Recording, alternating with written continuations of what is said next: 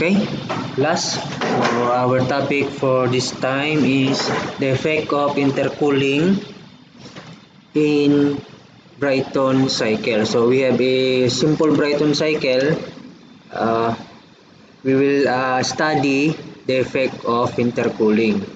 So according dito, the network output of a gas turbine can be increased by reducing the compressor work input, of course, because we know that work net is equal to the work ng turbine less the work of the compressor. Okay, if we reduce the compressor work, then the network will be increased. This can be accomplished by means of multi-stage compression with intercooling. So before that, we will discuss first the work done, work input at different processes. So we have a PV diagram in which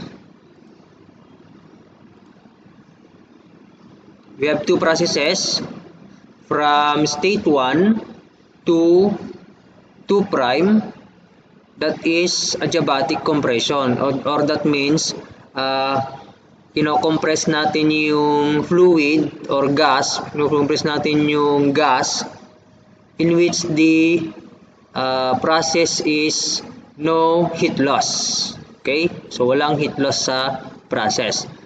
That is 1 to 2 prime. And then yung 1 to 2 natin, that is compression with cooling. So habang kino-compress natin yung gas is nagkakaroon din ng heat rejection during the process.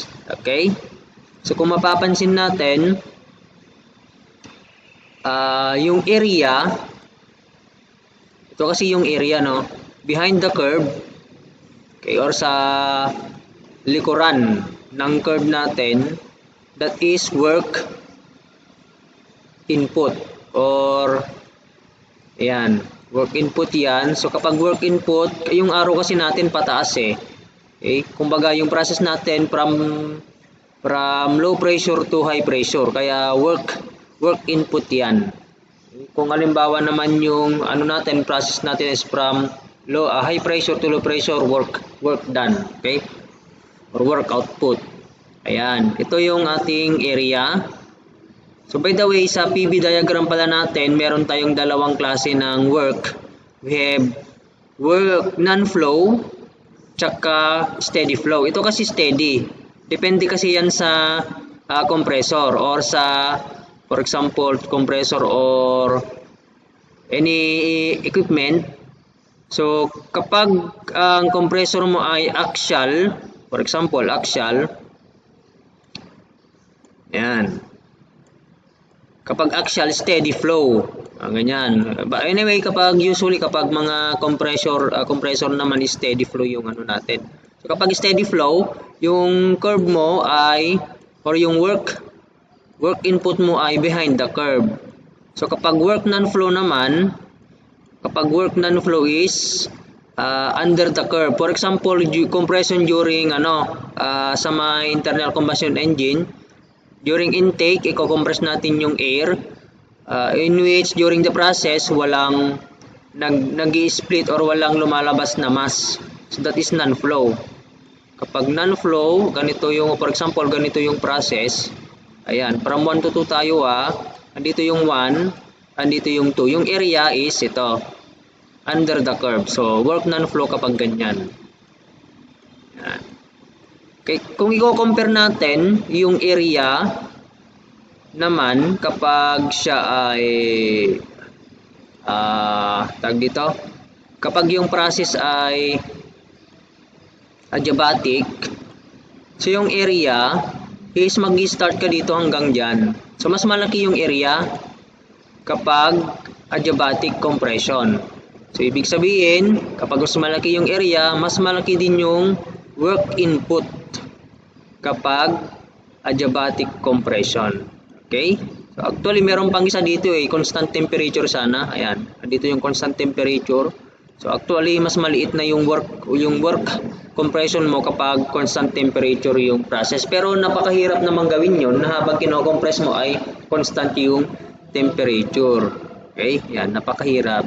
So actually ang actual na nangyayari is compression with cooling, no? Yan talaga yung actual na nangyayari. Okay? Ayan. So take note yung P1 natin, yung P2 prime natin tsaka P2 parehas yung pressure. Ayan, no, kitang-kita. Pero yung ganitong process class, yung habang kino-compress mo siya ay nagre-reject ka rin ng heat, mahirap namang gawin yon. Okay?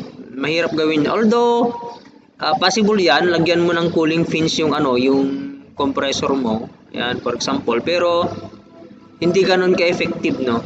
So it will be better na ganito yung gawin. Kumbaga, ikaw compress mo muna siya. Ito, yung compressor natin. Kaya meron kang dito meron kang tinatawag na intercooling dito. Ito yung ating intercooler. Multi-stage compression with intercooling. Ayan. Ang mangyayari niyan, ikaw compress mo yung air or for example any gas, for example air. So without cooling sa stage 1. Kasi nga sabi ko nga kanina, mahirap gawin naman na habang kino-compress mo ay nagkakaroon din ng heat rejection. So it will be better na i-separate mo yung cooling. Ayan, kung mapapansin natin. So paglabas niyan sa compressor 1, si C, dito na siya i-cool. Meron kang intercooler dito sa Q out and then i-compress ulit. Ayan. Okay? So ito yung kanyang PV diagram. So yung 1 to 2 prime natin, then yung compression natin kapag adiabatic, then yung nawala na dito yung So kung didiretsuhin natin for example yung kung didiretsuhin natin for example yung 1 to 2, ito yon, yung 1 to 2 natin, yan, hanggang doon. Yung 1 to 2. Okay? So yan, pero sabi ko nga mahirap namang gawin yung ganyan. Napakahirap namang mangyari yon. So ayun, sineparate muna yung kumbaga dalawang pressures yung andito kung mapapansin natin, no. So from 1 to C, so another pressure to, and then C to D. Ayan, dito na nagkakaroon ng heat rejection, okay, or ng intercooling, and then from D to na. So take note, yung pressure natin dito sa C tsaka C to D is constant pressure yan. Okay? So PI, ibig sabihin yan is tawag dito, pressure sa may intercooler. Ayan. So yung shaded area na ito, ayan, yan yung na-save natin sa work compression. Yan yung na-save. Ayan. Okay, then yung corresponding TS diagram naman, ito siya. Ito yung 1 to 2 prime natin, constant entropy to. Ito yung titignan ninyo yan. Kasi nga, napaka-imposible naman na napakahirap naman na ko-compress mo siya with with cooling. Kaya i-compress mo na lang muna siya na ang process ay constant entropy, and then tsaka ka na lang mag-cool. Okay? Ayan. So yung natin, yung 1 to 2 prime natin, yan yung work ng compression kapag diretso siya or wala siyang intercooler. Kumbaga isang compressor lang yung ginamit mo niyan. Ayan. Doon. Okay? So kung i-measure natin class, no, kung i-measure natin yung length ng 1 to 2 prime, then i-compare natin dun sa sum ng 1 to C, tapos D to 2, so mas malaki pa rin yung haba or yung length yung distance from 1 to 2 prime kaysa doon sa sum ng 1 to C tsaka D to 2. Yan. So yung difference nun, it will be the tag dito. Ayun, yung na-save natin sa work ng compression. Ang consequences lang naman nito ay hindi ibig sabihin na nag-decrease yung work ng compressor mo at nag-increase yung work net mo. Hindi ibig sabihin na tataas yung thermal efficiency ng cycle. Kasi nga, kung mapapansin natin, dito sa may ano natin, sa may 2 prime, di ba? Kung didiretsin sana natin to, yan. Diretsin sana natin to.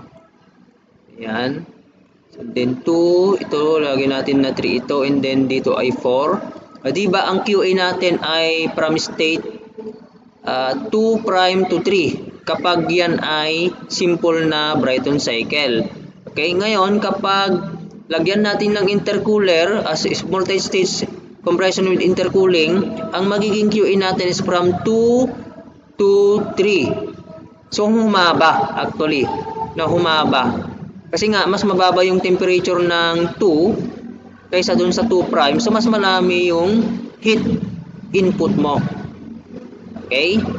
So yan yung isang problema, isang challenge. Although maliit lang naman yung yung effect, no?